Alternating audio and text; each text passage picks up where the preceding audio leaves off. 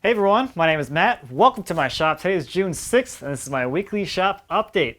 So I didn't post an update last week because I wasn't doing a whole lot after all the traveling I had done, and now Lindsay's maternity leave is getting towards the end of it. It was more of a just kind of hang out, and I didn't really do a whole lot last week other than like a few things here and there to get caught up and spend a little more extra time with the family. So no update last week, but this week I have been kind of moving forward and getting back on track with things, which feels pretty good. Got some new projects happening here in the shop.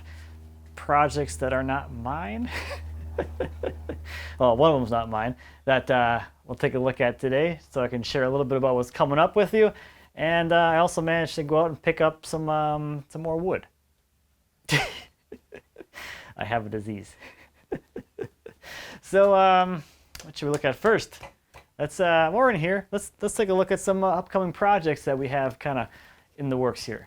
So it's that time of year again where Lindsay is motivated to get out here in the shop and make a project on her own. And this year she decided that making skateboards would be kind of a fun thing to do. So we've been working on the forms for, I have been filming and she has been working. So she's been working on the forms for those. So we're making these out of MDF, and she found a free template at DIYskate.com. They have some templates there for the various forms that you can cut all your pieces out, glue them together, and then from here they get shaped. So she's been ripping a whole sheet of MDF down into various strips and then using those templates to create all of the initial curves and refine all those curves. And now we're at this step here where all of those individual pieces are put together and they're ready to come out of the clamps and be shaped. So I think the top half of the form is the easiest to kind of visualize. This is the negative of the skateboard. So if you envision all this kind of blended together as a single curve, you have this kind of cool curve shape here coming through all of these steps, and that's going to create the curve profile of the actual top of the board. So with a little bit of shaping and finessing that she'll be doing pretty soon, these two halves of the forms will mate together and we'll be able to press out a whole skateboard deck with that, which I think will be pretty cool. This is definitely the longest part of the whole process, is making your form, but then once the form is made, it's just a matter of gluing up a whole bunch of thin veneers and pressing them, and that goes pretty quickly. So yeah, I think it's gonna be a lot of fun. She's got some cool ideas for different designs for the actual veneers for the boards that we'll be making as well once this is all set up and ready to go. So far it's been a pretty fun and different type of project.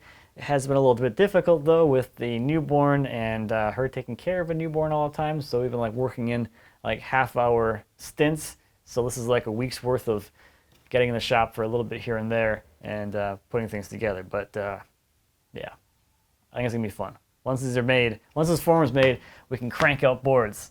Well, we only need like 2 right now for our kids, our 2 boys, but we can always make more in the future. And over here on the assembly table, I have this goofy piece of silver maple.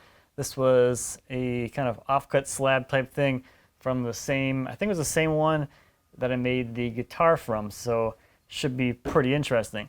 What I am going to do here is do an encapsulation type epoxy pour thing of this size. I actually wanted to do one of these for a while, so all of this will be framed out and filled with epoxy, so you would have basically all the coolness of all the live edges, but you have the functionality of an edged piece of lumber, which I'm really looking forward to doing.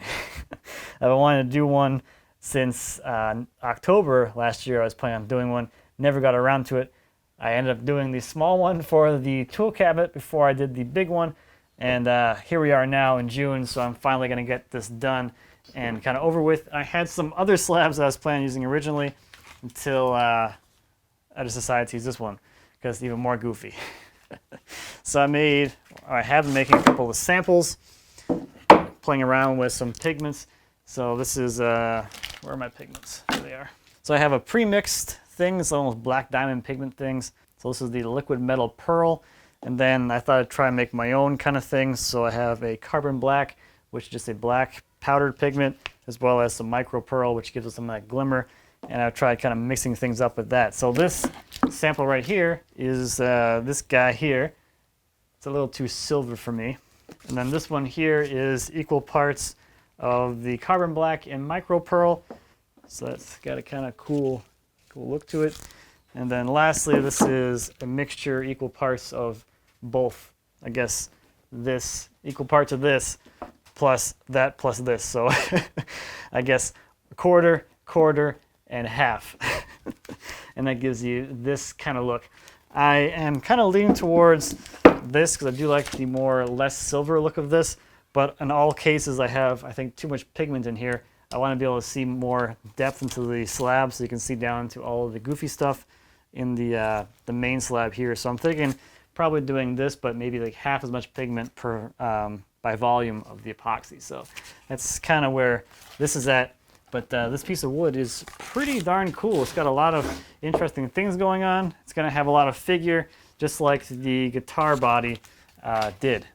So I planed a couple of spots just to take a look, and you know, there's some curling going on there, and there's some interesting color and stuff up here as well. So I think it's going to clean up really nicely. And I think something goofy like this, which is totally impractical for like a tabletop, is a perfect candidate for an encapsulation. Now here on the trailer, I have a couple pieces of walnut that I picked up last week. So I think this one's like 5 feet long or so, and maybe about 24 inches in diameter. And this is the crotch off that log, which is maybe about 3 feet wide or so. So nice little crotch piece and a nice little straight log. And what I thought was interesting about this is like the conventional, I don't know, saw log type situation.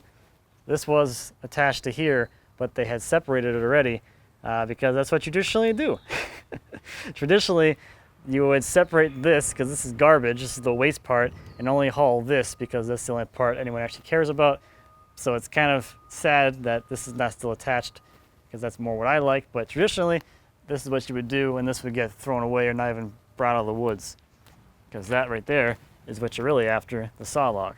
So that's what I've been up to this week. Let's take a look at some viewer projects. First this week is a podium by Kenneth. Kenneth built this podium for his church. It's built from cherry and poplar and is finished with armor seal. Next is a large walnut dresser by Drew. The internals are made up of 3 separate 3/4 inch birch ply carcasses. The entire dresser was then covered in 7/8 inch solid walnut. All the edges were then rewrapped with another piece of 3/4 inch walnut to give the appearance of solid rail stiles and legs. Next this week are a set of bifold doors with a leaded glass window by Rod. Rod has a couple of these indoor windows and he wanted to fill them. The bifold doors are made from poplar and alder, and he made the leaded glass panel himself. The painted components are sprayed with a water-based latex mixed with Hydrocoat Resistance Plus pre-cat satin lacquer. Last this week is a Tavern table and 4 Combback Windsors by John.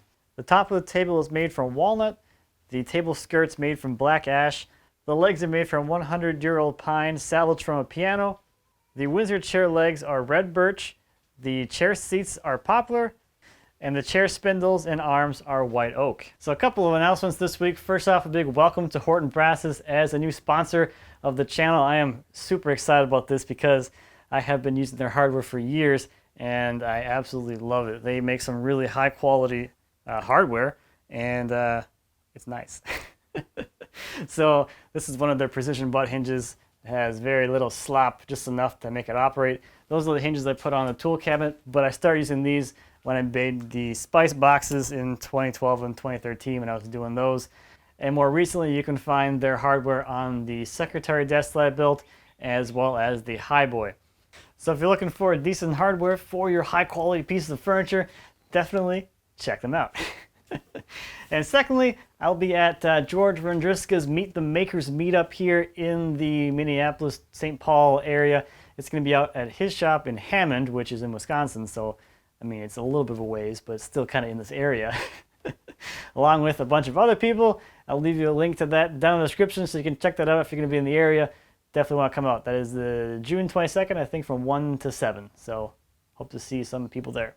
So, I think that's about it for me this week. Thank you as always for watching. I greatly appreciate it. If you have any questions or comments about anything I talked about today or anything here in my shop, please feel free to leave me a comment. As always, I'll be happy to answer any questions you might have. And until next time, happy woodworking.